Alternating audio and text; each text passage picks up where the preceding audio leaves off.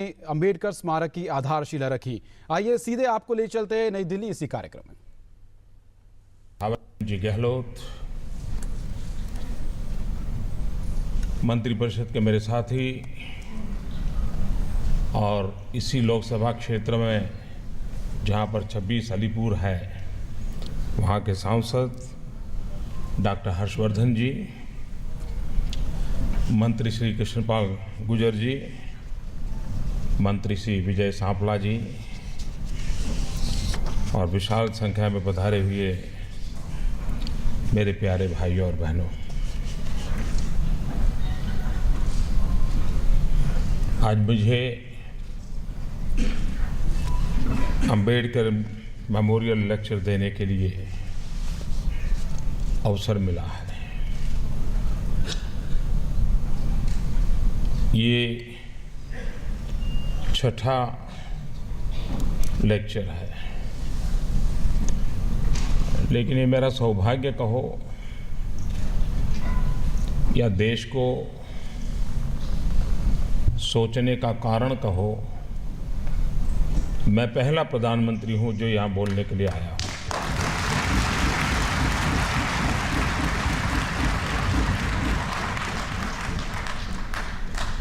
मैं मेरे लिए इसे सौभाग्य मानता हूं।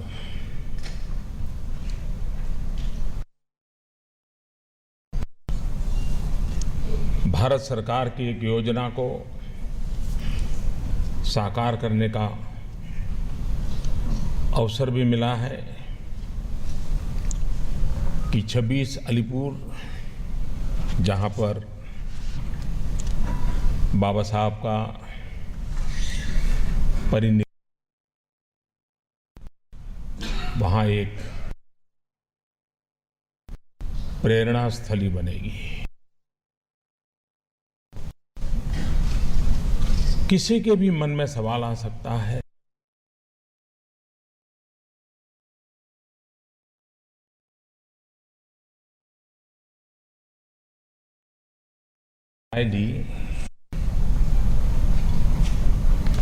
आज 60 साल के बाद वहां पर कोई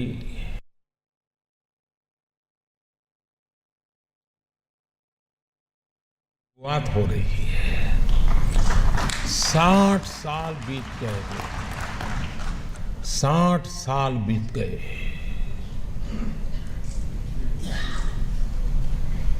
मैं नहीं जानता हूं कि इतिहास की घटना को कौन किस रूप में जवाब देगा, लेकिन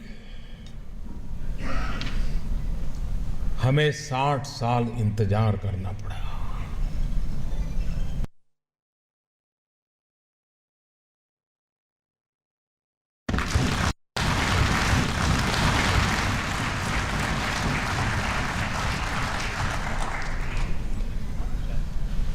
शायद बाबा साहब के मुझ पर आशीर्वाद रहे होंगे कि यह सौभाग्य मुझे मिला।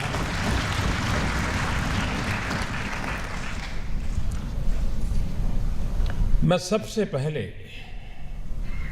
भारत के पूर्व प्रधानमंत्री अटल बिहारी वाजपेयी जी का हृदय से अभिनंदन करना चाहता हूं,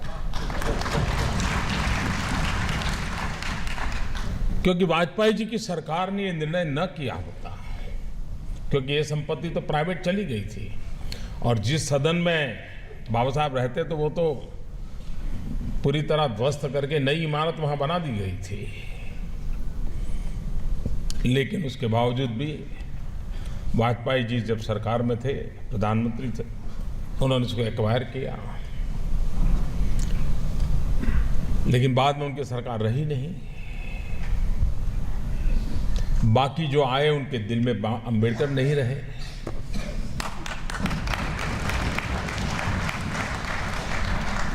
और उसके कारण मकान एक्वायर करने के बाद भी कोई काम नहीं हो पाया। हमारा संकल्प है कि 2018 तक इस काम को पूर्ण कर दिया जाए और अभी से मैं विभाग को भी बता देता हूं, मंत्री को भी बता देता हूं, 2018-14 अप्रैल को मैं इसका उद्घाटन करने आऊंगा।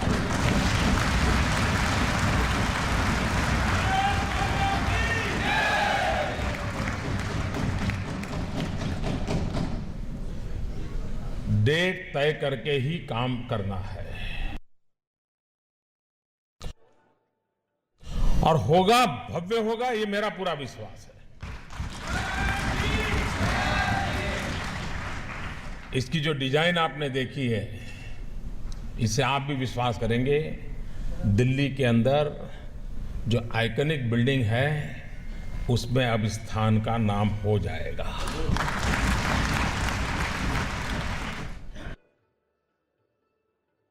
दुनिया के लिए वो आइकॉनिक बिल्डिंग होगा, हमारे लिए वो प्रेरणा स्थली है, हमें अविरत प्रेरणा देने वाली स्थली है। और इसलिए आने वाली पीढ़ियों में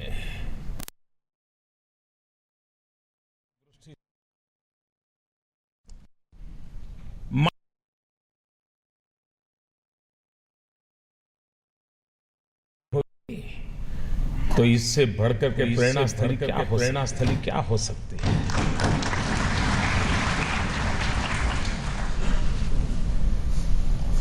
कभी कभार मेरी एक शिकायत रहती है, और ये शिकायत मैं कई बार बोल चुका हूं, लेकिन हर बार मुझे दोहराने का मन करता है। कभी हम लोग बाबा साहब को बहुत अन्याय कर देते हैं जी। उनको दलितों का मसीहा बना करके तो घोर अन्याय करते हैं।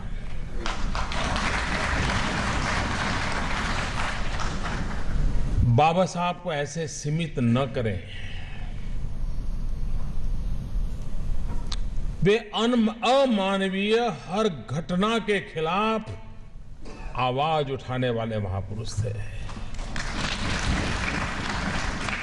हर पीड़ित, शोषित, कुचले, दबे, उनकी वो एक प्रखर आवाज थे। उनको भारत की सीमाओं में बांधना ठीक नहीं है, उनको विश्व मानव के रूप में हमने देखना चाहिए।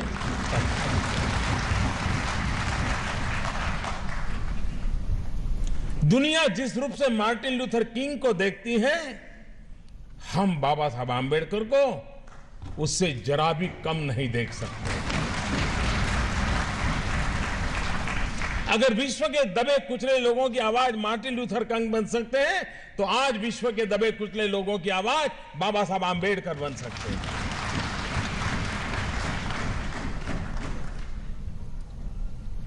और इसलिए मानवता में जिसका विश्वास है, उन सब के लिए ये बहुत आवश्यक है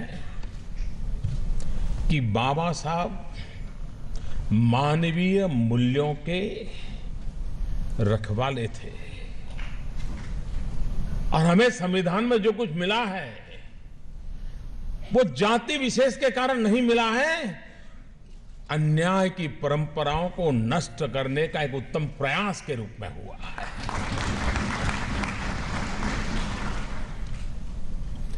कभी इतिहास के जरोखे से मैं देखूं तो मैं दो महापुरुषों को एक विशेष रूप से देखना चाहूंगा। एक सरदार वल्लभ भाई पटेल और दूसरे बाबा साहब आंबेडकर।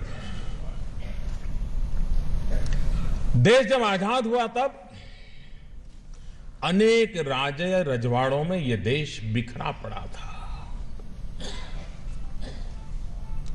राजनैतिक दृष्टि से बिखराव था, व्यवस्थाओं में बिखराव था, शासन तंत्र बिखरे हुए थे और अंग्रेजों का इरादा न था कि ये देश बिखर जाए। हर राजे रजवाड़े अपना सर ऊंचा कर करके ये देश को जो हालत में छोड़े,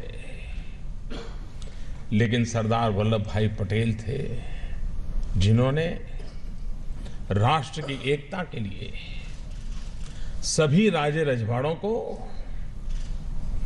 अपनी कूटनीति के द्वारा, अपने कौशल्य के द्वारा, अपने पॉलिटिकल विल के द्वारा और बहुत ही कम समय में इस काम को उन्होंने करके दिखाया।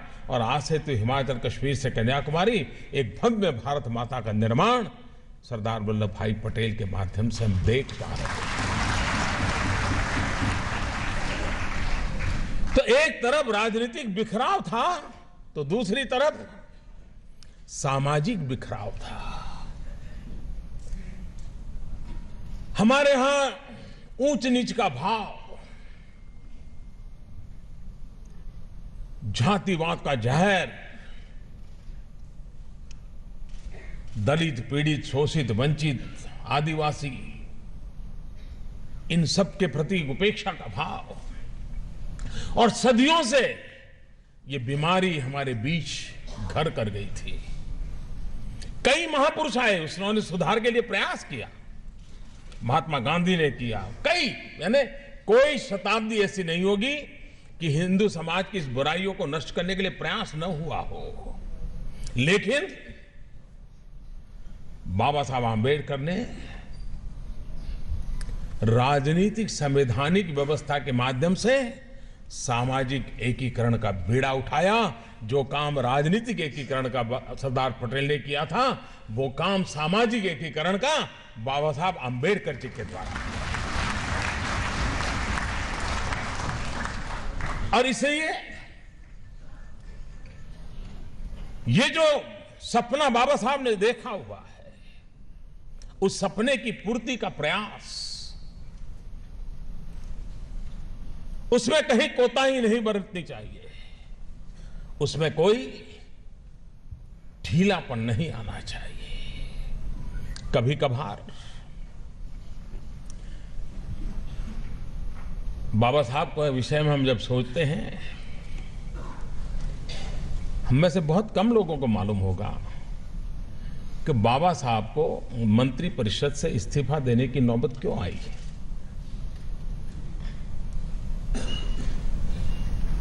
या तो हमारे देश में इतिहास को दबोच दिया जाता है, या तो हमारे देश में इतिहास को डाइल्यूट किया जाता है या डाइवर्ट कर दिया जाता है, अपने अपने तरीके से होता है।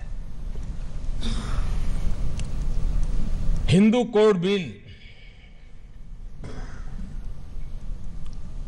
बाबा साहब की अध्यक्षता में इस काम चल रहा था और उस समय प्रारंभ में शासन के सभी मुखिया वगैरह सब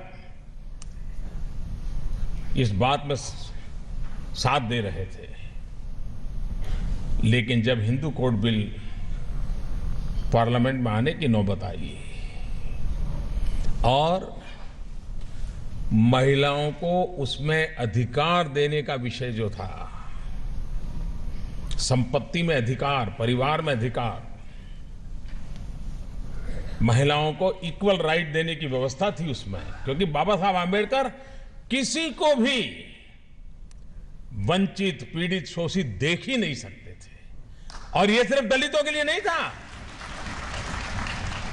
टाटा बिरला परिवार की महिलाओं के लिए भी था और दलित बेटी के लिए भी था। यह बाबा साहब का विजन देखिए। लेकिन उस समय की सरकार इस प्रोग्रेसिव बातों के सामने जब आवाज उठी तो टिक नहीं पाई। सरकार दब गई कि भारत में ऐसा कैसे हो सकता है कि महिलाओं को संपत्ति का अधिकार देंगे, वो तो बहू बन करके कहीं चली जाती हैं तो फिर पता नहीं क्या हो जाएगा, समाज में कैसा बिखराव, ये सारे डर पैदा हुए। 50 प्रकार के लोगों ने अपना भय व्यक्त किया। ऐसे समय बाबा साहब को लगा कि अगर भारत की नारी को हक नहीं मिलता है तो फिर उस सरकार का बाबा साहब हिस्सा भी नहीं बन सकते, और उन्होंने सरकार छोड़ दी थी। और जो बातें बाबा साहब ने सोची थी वो बाद में समय बदलता गया, लोगों की सोच में भी थोड़ा सुधार आता गया। धीरे धीरे कभी एक चीज सरकार ने मान ली, कभी दो मान ली, कभी एक आई एक, कभी दो आई। धीरे धीरे धीरे करके बाबा साहब ने जितना सोचा था वो सारा बाद में सरकार को स्वीकार करना पड़ा, लेकिन बहुत साल लग गए, बहुत सरकारें आके चली गई। कहने का मेरा तात्पर्य यह है कि अगर मैं दलितों के अंदर बाबा साहब को सीमित कर दूंगा तो इस देश की 50% जनसंख्या माताओं बहनों को बाबा साहब ने इतना बड़ा हक दिया, उनका क्या होगा। और इसलिए यह आवश्यक है कि हम बाबा साहब को उनकी पूर्णता के रूप में समझे, स्वीकार करें।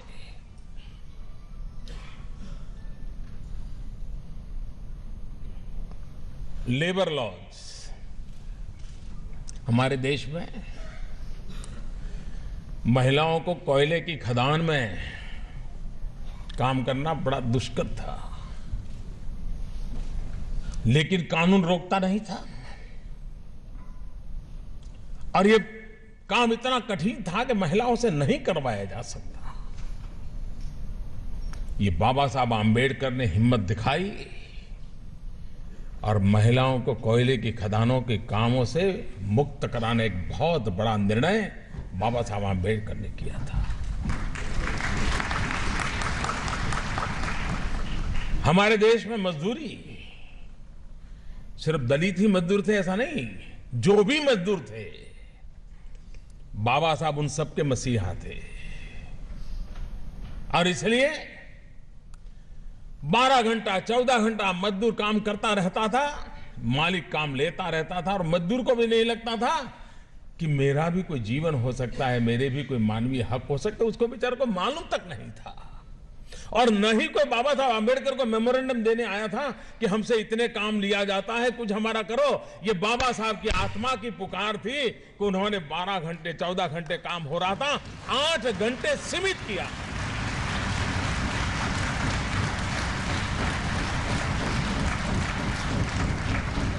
आज भी हिंदुस्तान में जो लेबर लॉज है उसकी अगर मुख्य कोई फाउंडेशन है तो फाउंडेशन के रचयिता बाबा साहब आंबेडकर थे।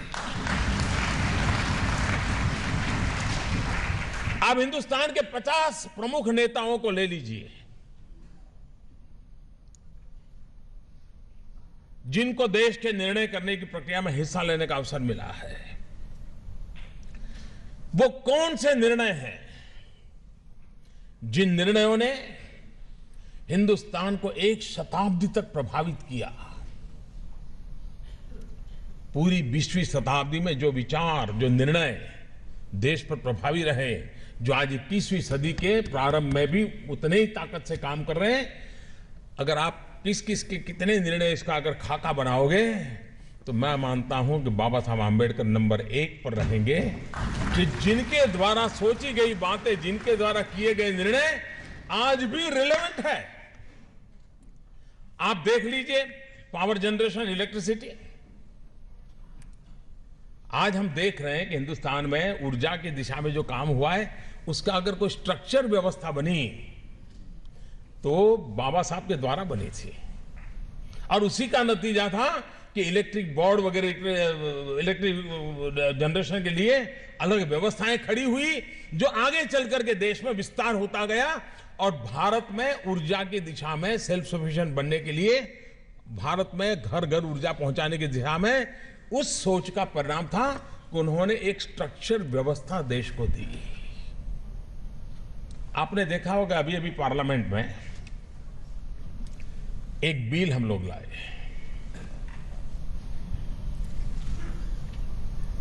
जब हम ये बिल लाए, लोगों को लगा होगा कि वाह, मोदी सरकार ने क्या कमाल कर दिया। बिल क्या लाए हैं? हम भारत के पानी की शक्ति को समझ करके वाटरवेज पर महात्म्य देना, वाटरवेज के द्वारा हमारे यातायात को बढ़ाना, हमारे गुड्स ट्रांसपोर्टेशन को बढ़ाना, उस दिशा में एक बड़ा महत्वपूर्ण निर्णय अभी इस पार्लियामेंट में किया है। लेकिन कोई कृपा करके मत सोचिए कि मोदी की सोच है। किया हमने जरूर है, सौभाग्य मिला है, लेकिन ये मूल विचार बाबा साहब आंबेडकर का है। बाबा साहब आंबेडकर थे जिन्होंने उस समय भारत की मैरीटाइम शक्ति और भारत के वाटरवे की ताकत को समझा था और उसकी एक स्ट्रक्चर व्यवस्था की थी और उसको वो आगे बढ़ाना चाहते थे। अगर लंबे समय सरकार में उनको सेवा करने का मौका मिलता तो जो निर्णय मैंने अभी किया पार्लियामेंट में वो आज से 60 साल पहले हो गया होता।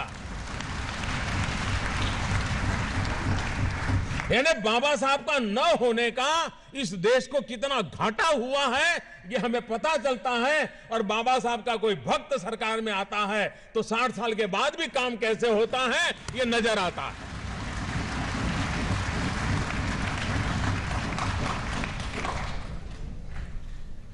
बाबा साहब हमें क्या संदेश देके गए?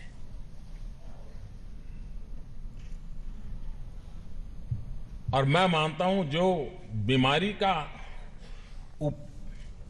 सही उपचार अगर किसी ने ढूंढा है तो बाबा साहब ने ढूंढा। बीमारियों का पता बहुतों को होता है। बीमारी से मुक्ति के लिए छोटे मोटे प्रयास करने वाले भी कुछ लोग होते हैं, लेकिन एक स्थायी समाधान अगर किसी ने दिया तो बाबा साहब ने दिया। वो क्या? उन्होंने समाज को एक ही बात कही, भाई शिक्षित बनो, शिक्षित बनो।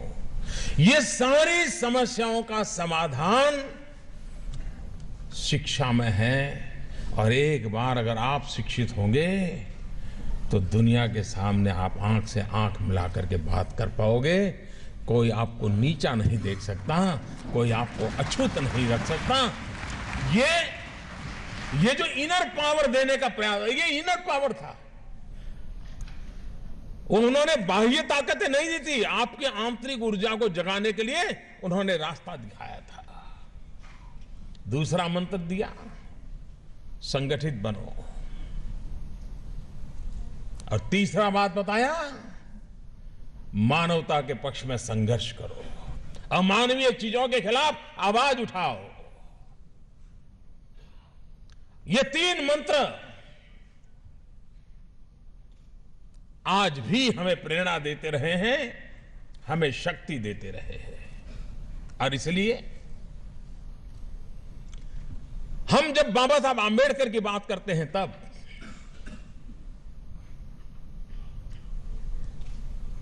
हमारा दायित्व भी तो बनता है, और दायित्व बनता है बाबा साहब के रास्ते पर चलने का। और उसकी शुरुआत आखिरी मंत्र से नहीं होती है, पहले मंत्र से होती है। वरना कुछ लोगों को आखिरी वाला ज्यादा पसंद आता है, संघर्ष करो। पहले वाला मंत्र है शिक्षित बनो, दूसरे वाला मंत्र है संगठित बनो। आखिर में जरूरत ही नहीं पड़ेगी, वो नौबत ही नहीं आएगी, क्योंकि अपने आप में इतनी बड़ी ताकत होगी कि दुनिया को स्वीकार करना होगा। और बाबा साहब ने जो कहा वो जी करके दिखाया था। वरना वे भी शिक्षा छोड़ सकते थे, तकलीफें उनको भी आई थी, मुसीबतें उनको भी आई थी, अपमान उनको भी झेलने पड़े थे। और मुझे खुशी हुई, अभी हमारे बिहार के गवर्नर एक डेलीगेशन लेकर के बड़ौदा गए थे और बड़ौदा जाकर के सयाजीराव परिवार को उन्होंने सम्मानित किया। इस बात के लिए सम्मानित किया कि ये सयाजीराव गायकवाड़ थे जिसको सबसे पहले इस हीरे की पहचान हुई थी। और इस हीरे को मुकुटमणि में जड़ने का काम अगर किसी ने सबसे पहले किया था तो सयाजीराव गायकवाड़ ने किया था। और तभी तो भारत को सयाजीराव गायकवाड़ की भेंट है कि हमें बाबा साहब आंबेडकर मिले। और इसलिए धन्यवाद प्रस्ताव करने के लिए सयाजीराव गायकवाड़ के परिवार के पास जाकर के काफी समाज के लोग गए थे और उनका सम्मान किया परिवार का। वरना उस समय एक प्यून भी बाबा साहब को हाथ से पानी देने को तैयार नहीं था। वो नीचे रखता था, फिर बाबा साहब उठाते थे। ऐसे माहौल में गायकवाड़ जी ने बाबा साहब अम्बेडकर को गले लगा लिया था। ये हमारे देश की विशेषता है।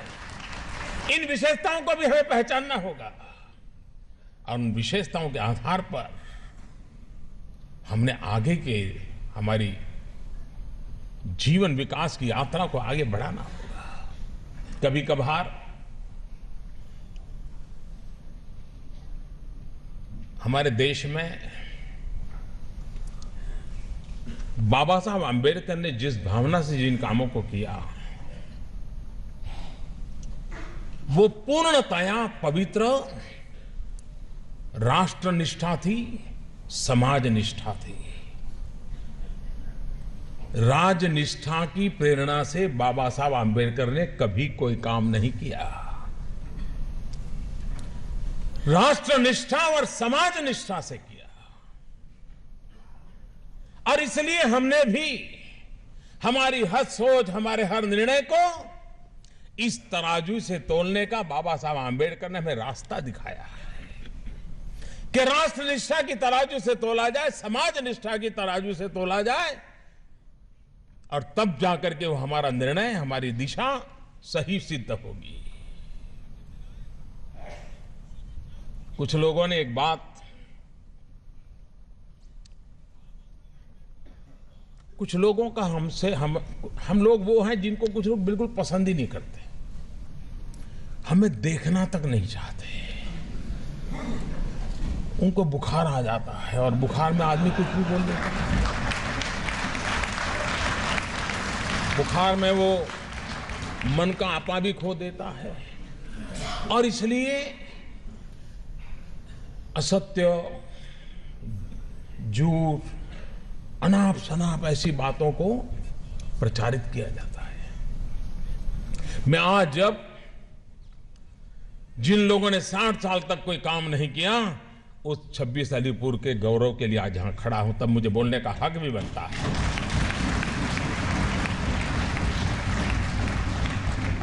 मुझे बराबर याद है जब वाजपेयी जी की सरकार बनी तो चारों तरफ एक हो हल्ला मचा था। अब ये भाजपा वाले आ गए हैं, अब आपका आरक्षण जाएगा। जो लोग पुराने हैं उनको याद होगा, वाजपेयी जी की सरकार के समय ऐसा तूफान चलाया, गांव गांव, घर घर, ऐसा माहौल बना दिया जैसे बस चलाया जाएगा। वाजपेयी जी की सरकार रही, 2 टर्म रही, लेकिन खरोच तक नहीं आने दी थी, फिर भी झूठ चलाया गया। मध्य प्रदेश में सालों से भारतीय जनता पार्टी राज कर रही है। गुजरात में, महाराष्ट्र में, पंजाब में, हरियाणा में, उत्तर प्रदेश में, अनेक राज्यों में हम जिस विचार को लेकर के निकले हैं उस विचार वालों को सरकार चलाने का अवसर मिला, 2/3 बहुमत से अवसर मिला, लेकिन कभी भी दलित, पीड़ित, शोषित, ट्राइबल उनके आरक्षण को खरोच तक नहीं आने दी है। फिर भी झूठ चलाया जा रहा है। क्यों? बाबा साहब आंबेडकर ने जो राष्ट्र निष्ठा और समाज निष्ठा के आधार पर देश को चलाने की प्रेरणा दी थी, उससे हट करके सिर्फ राजनीति करने वाले लोग हैं, वो इससे बाहर नहीं निकल पाते हैं। इसलिए ये बातों को झूठे रूप में समाज को भ्रमित करने के लिए चला रहे हैं। और इसलिए मैं जब हिंदू मिल के कार्यक्रम के लिए गया था, चैत्य भूमि के पुनर्निर्माण के शिलान्यास के लिए गया था, उस समय मैंने कहा था, खुद बाबा साहब आंबेडकर भी आकर के आपका ये हक नहीं छीन सकते। बाबा साहब के सामने हम तो क्या चीजें, कुछ नहीं है जी। उस महापुरुष के सामने हम कुछ नहीं है। और इसलिए ये जो भ्रम फैलाए जा रहे हैं, उनकी राजनीति चलती होगी, लेकिन समाज में इसके कारण दरारें पैदा होती है, तनाव पैदा होते हैं। और समाज को दुर्बल बना करके हम राष्ट्र को कभी सबल नहीं बना सकते हैं। इस बात को हम लोगों ने जिम्मेवारी के साथ समझना होगा।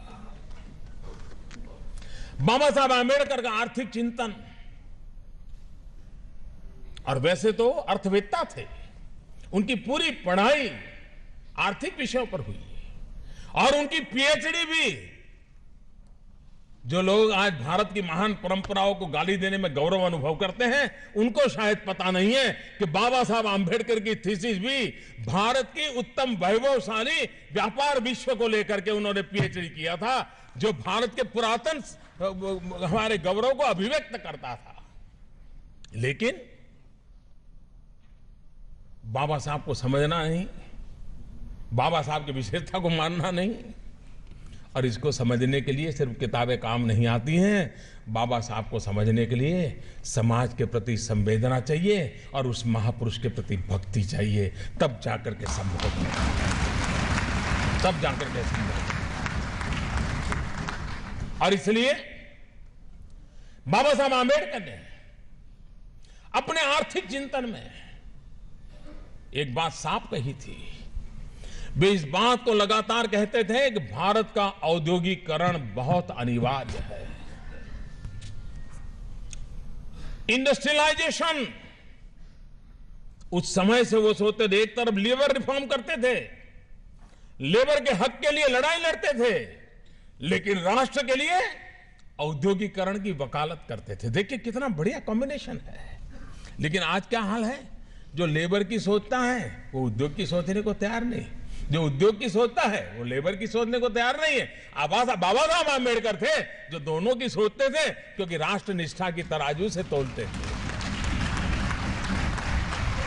और इसलिए वो दोनों की सोचते थे। और उसी का परिणाम ये है कि बाबा साहब औद्योगिकरण के पक्षकार थे, और उनका बड़ा महत्वपूर्ण तर्क था। वो साफ कहते थे कि मेरे देश के जो दलित पीड़ित शोषित हैं, उनके पास जमीन नहीं है, और हम नहीं चाहते कि वो खेत मजदूर की तरह अपनी जिंदगी पूरी करें। हम चाहते हैं कि वो उस मुसीबतों से बाहर निकले। औद्योगिकरण की जरूरत इसलिए है कि मेरे दलित पीड़ित शोषित वंचित लोगों को रोजगार के नए अवसर उपलब्ध हो जाएं, उसलिए औद्योगिकरण चाहिए।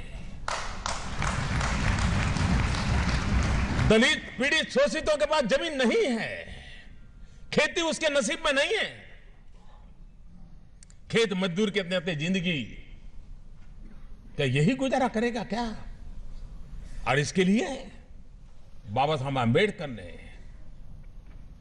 इन बातों को बल दिया, औद्योगिकरण को बल दिया।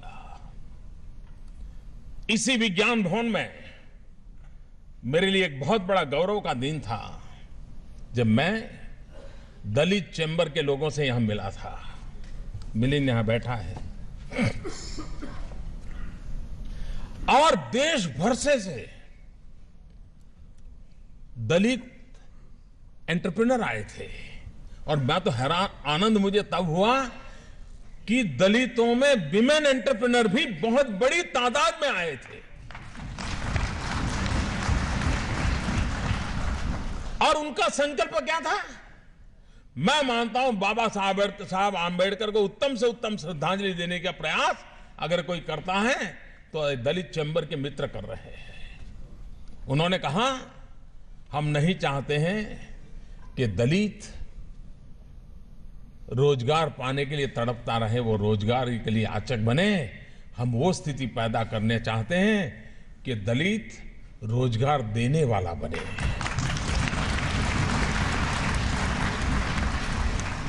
और उन्होंने हमारे सामने कुछ मांगे रखी थी, और आज मैं गर्व के साथ कहता हूं, उस मीटिंग को 4 महीने अभी तो पूरे नहीं हुए हैं, इस बजट में वो सारी मांगे मान ली गई हैं, सारी बातें लागू कर दी। ये आपने अखबार में नहीं पढ़ा होगा, अच्छी चीजें बहुत कम आती है।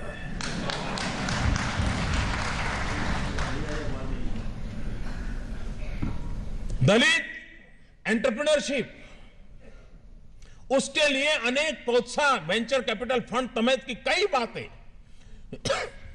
इस फील्ड के लोगों ने, जिन्होंने तय किया, जिनका माजा है कुछ करना है हमारे दलित युवाओं के लिए, वो बात इतनी ताकतवर थी कि सरकार को मांगे बिना, माने बिना कोई चारा नहीं था जी।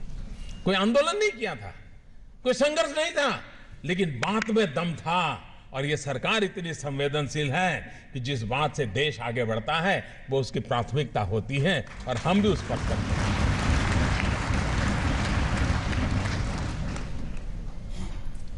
मेरा कहने का तात्पर्य यह है भाइयों कि हमें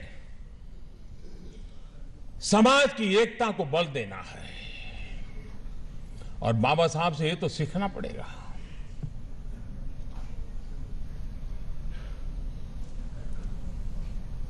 आप कल्पना कर सकते हो कि एक महापुरुष जिसको इतना जुल्म सहना पड़ा हो, जिसका बचपन अन्याय, उपेक्षा और उत्पीड़न से बीता हो, जिसने अपनी मां को अपना में अपमानित होते देखा हो,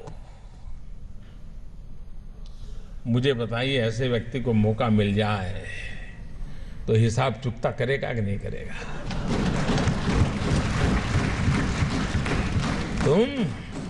तुम मुझे पानी नहीं भरने देते थे, तुम मुझे मंदिर नहीं जाने देते थे, तुम मेरे बच्चों को स्कूल में एडमिशन देने से मना करते थे। मनुष्य का जो लेवल है ना, वहां ये बहुत स्वाभाविक है, लेकिन जो मानव से कुछ ऊपर है वो बाबा साहब आम्बेडकर थे कि जब उनके हाथ में कलम थी, कोई भी निर्णय करने की ताकत थी। लेकिन आप पूरा संविधान देख लीजिए, पूरी संविधान सभा की डिबेट देख लीजिए, बाबा साहब आम्बेडकर की बातों में, वाणी में, शब्द में कहीं कटुता नजर नहीं आती है, कहीं बदले का भाव नजर नहीं आता है। उनका भाव यही रहा, और वो भाव क्या था मैं अपने शब्दों में कह सकता हूं कि कभी कभार खाना खाते समय दांतों के बीच हमारी जीभ कट जाती है, लेकिन हम दांत तोड़ नहीं देते हैं। क्यों? क्योंकि हमें पता है दांत भी मेरे हैं, जीभ भी मेरी है। बाबा साहब आम्बेडकर के लिए सवर्ण भी उनके थे, और हमारे दलित, पीड़ित, शोषित भी दोनों ही उनके लिए बराबर थे। और इसलिए बदले का नामो निशान नहीं था, कटुता का नामो निशान नहीं था। बदले के भाव को जन्म न देने का और समाज को साथ लेके चलने की प्रेरणा देने वाला प्रयास बाबा साहब आम्बेडकर की हर बात में झलकता है। और ये देश, 125 करोड़ का देश, बाबा साहब आम्बेडकर का हमेशा हमेशा ऋणी रहेगा, जिसने देश की एकता के लिए अपने जुल्मों को दबा दिया, गाड़ दिया, भविष्य भारत का देखा और बदले की भावना के बिना समाज को एक करने की दिशा में प्रयास किया है। क्या हम सब, हमारे राजनीतिक कारण कुछ भी होंगे, पराजय को झेलना बड़ा मुश्किल होता है, लेकिन उसके बावजूद भी जय और पराजय से भी समाज का जय बहुत बड़ा होता है, राष्ट्र का जय बहुत बड़ा बता होता है। और इसलिए उसके लिए समर्पित होना ये हम सबका दायित्व बनता है। इस दायित्व को लेकर के बाबा साहब आम्बेडकर ने जो उत्तम भूमिका निभाई है, राजनीतिक कारणों से इस महापुरुष के योगदान को अगर सही रूप में उनके जीवन काल से लेकर के अब तक अगर हमने प्रस्तुत किया होता, तो आज भी समाज में कहीं कहीं तनाव नजर आता है, कभी कभी टकराव नजर आता है, कभी कभी खरोच हो जाती है। मैं दावे से कहता हूं, अगर बाबा साहब आम्बेडकर को हमने भूला न दिया होता तो ये हाल न हुआ होता। दोस्तों, अगर बाबा साहब आम्बेडकर को फिर से एक बार हम उसी भाव के साथ, श्रद्धा के साथ जन सामान्य तक पहुंचाने का प्रयास करेंगे, तो ये जो कमियां है वो कमियां भी दूर हो जाएगी। वो ताकत उस नाम में है, उस काम में है, उस समर्पण में है, उस त्याग में है, उस तपस्या में है, उस महान चीजें जो हमें देकर के गए उसके अंदर पड़ा हुआ है, और उसकी पूर्ति के लिए हम लोगों का प्रयास होना बहुत आवश्यक है। और इसलिए बाबा साहब मानवता के पक्षकार थे, अमानवीयता की हर चीज को वो नकारते थे, उसका परिमार्जन का प्रयास करते थे, और हर चीज संवैधानिक तरीके से करते थे, लोकतांत्रिक मर्यादाओं के साथ करते थे। बाबा साहब के साथ क्या क्या अन्याय किया, किस किस ने अन्याय किया, ये हम सब भली भांति जानते हैं। हमारा संकल्प यही रहे,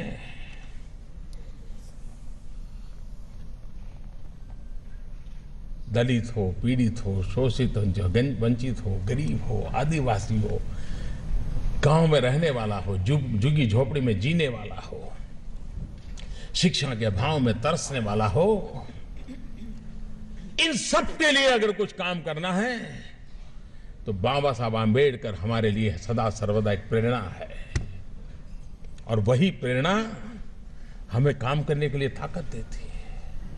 आप देखिए, अभी मैं एक दिन बैठा था, मैं हमारे सरकार के लोगों से हिसाब मांग रहा था।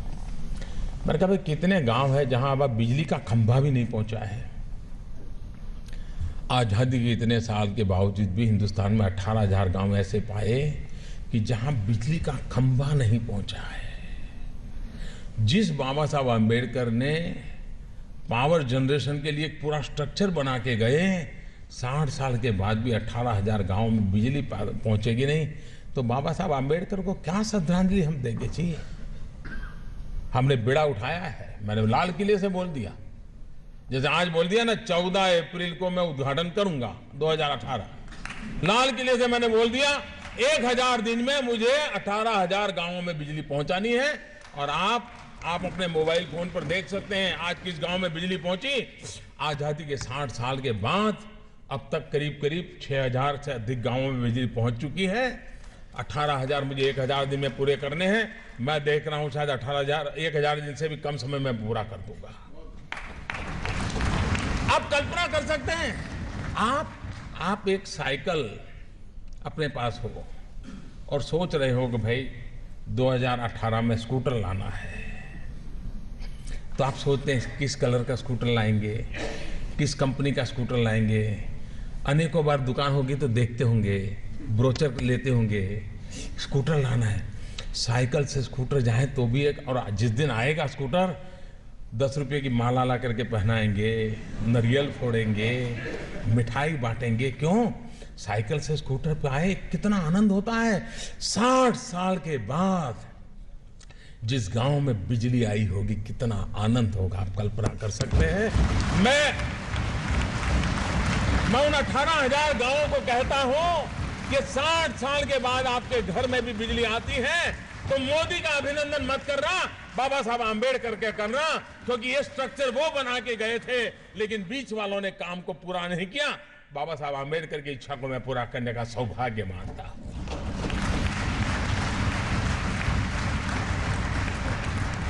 अभी 14 अप्रैल को मैं मऊ तो जा रहा हूं।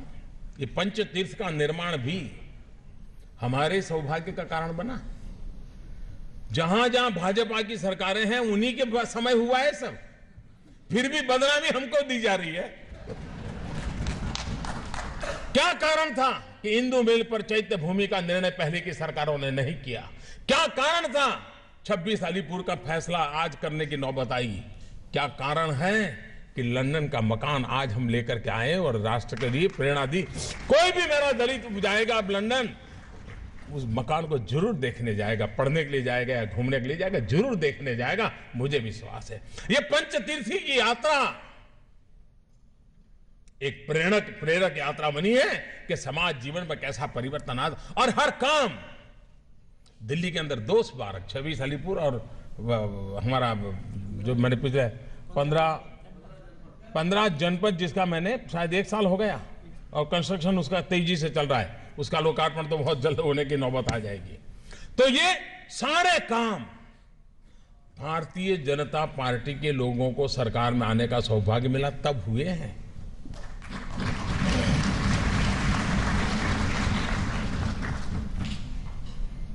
और इसलिए क्योंकि हमारी ये श्रद्धा है। अभी 14 अप्रैल का मैं मऊ तो जा रहा हूं, लेकिन उस दिन हम एक बड़ा कार्यक्रम कर रहे हैं मुंबई में। कौन सा कार्यक्रम?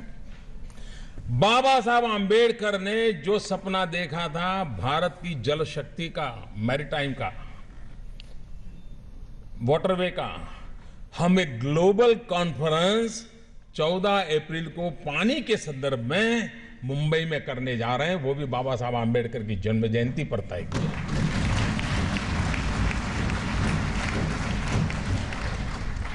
मैं मऊ में एक कार्यक्रम लॉन्च करने वाला हूं हमारे देश के किसानों को, क्योंकि बाबा साहब आंबेडकर के आर्थिक चिंतन बड़ा ताकतवर चिंतन है जी, और आज भी रिलेवेंट है।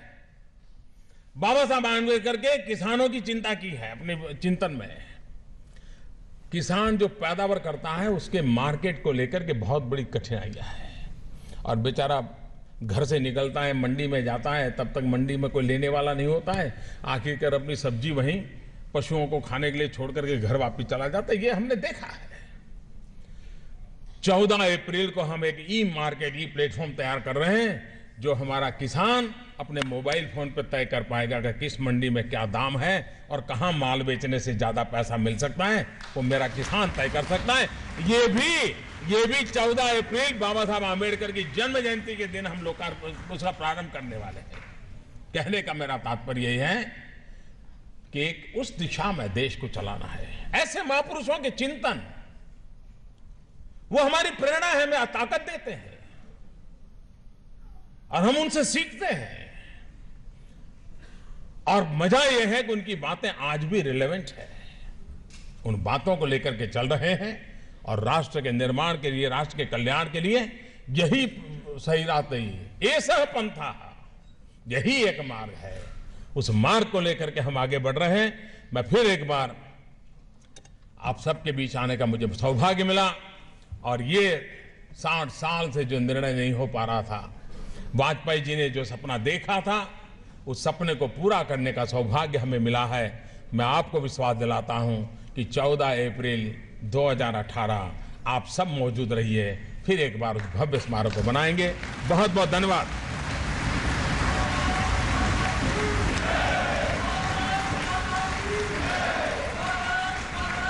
माननीय प्रधानमंत्री जी ने व्याख्यान देते हुए अपना संकल्प दोहराया कि 2018 तक डॉक्टर अंबेडकर राष्ट्रीय स्मारक बनकर तैयार हो जाएगा। और ये